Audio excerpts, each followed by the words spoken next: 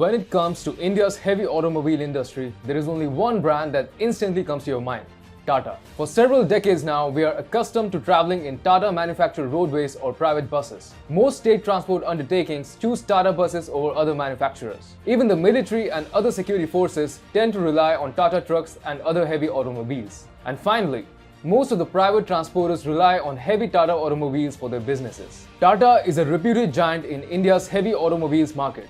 However, for quite some time, Tata Motors has failed to grab a healthy share in the passenger vehicles market. However, this is bound to change with newer designs and better passenger vehicles like Nexon, Altroz and Harrier. And Tata might as well succeed in replicating the success of its heavy automobiles in the passenger vehicle segment also.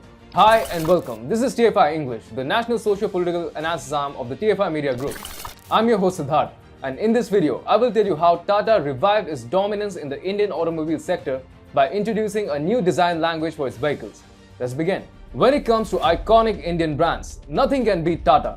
Once a product is branded as a Tata product, it creates a strong patriotic sentiment around that commodity. Naturally, the cars manufactured by Tata also exude a similar sense. Tata is right at the brink of staging a massive turnaround in the passenger vehicle segment. At the root of its renaissance is the focus on better designs, better looks, and a renewed ability to spark interest in the Indian consumer.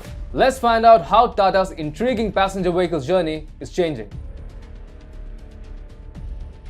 If you're a 90s kid, there's a high chance that you traveled in a Tata Indica, Tata Indigo, or a Tata Sumo to your relative's wedding or some other family function. Tata Sumo is an SUV that was produced by Tata from 1994 to 2019. The 5-door SUV was an instant success and sold 1 lakh units by 1997. Later, Tata released new Sumo versions like Sumo Victa and Sumo Gold. The other successful Tata branded car was Tata Indica. When the hatchback was released in 1998, Ratan Tata had said it would have the size of the Maruti Zen, the internal dimensions of an Ambassador, and come at the price of a Maruti 800 with the running cost of a diesel. Now, Ratan Tata was right, which is why Tata was able to sell around 1.2 million units of the hatchback within 1 decade of its introduction.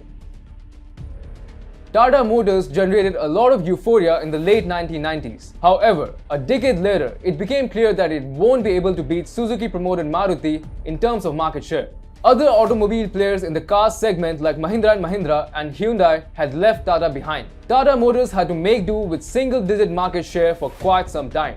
The main reason behind the decline of Tata in the passenger vehicles market was the lack of new designs and impressive models. The sales of Indica and Indigo tanked, whereas Tata Sumo faced stiff competition from other brands in the SUV segment like Mahindra Scorpio, Mahindra Bolero, and Toyota Qualis. Meanwhile, Tata could not roll out any impressive or exciting prospects. Tata Nano couldn't succeed, and mild facelifts in older cars like Tata Sumo or Tata Indica did not evoke consumer interest.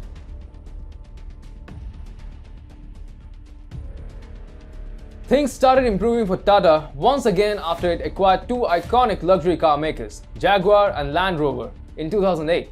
It exhibited that Tata Motors was not going anywhere. With these 2 acquisitions, Tata was able to lay its hands on the latest technology and foreign markets. Soon, Tata picked up its passenger vehicles market game with the launch of new and sleek designs. Pratap Bose, the former head of design at Tata Motors, led the revolutionary change at Tata Motors. Bose had said, "We were not in the consideration for most car buyers, and that is what we had to change first."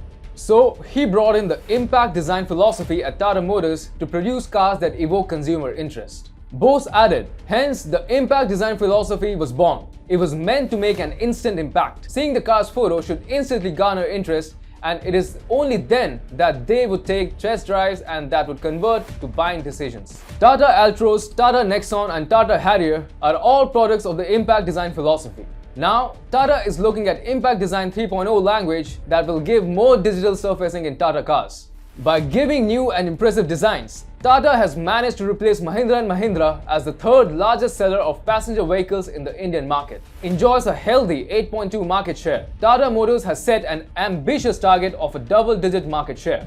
At the end of the day, India is a middle-income country, and in some pockets, car ownership remains a luxury. Many people avoid a car that doesn't pack an expensive design even if it offers a good ride and driving comfort. Tata Motors seems to have realized the importance of sleek designs, and this is exactly the secret of its newfound success in the passenger vehicles market.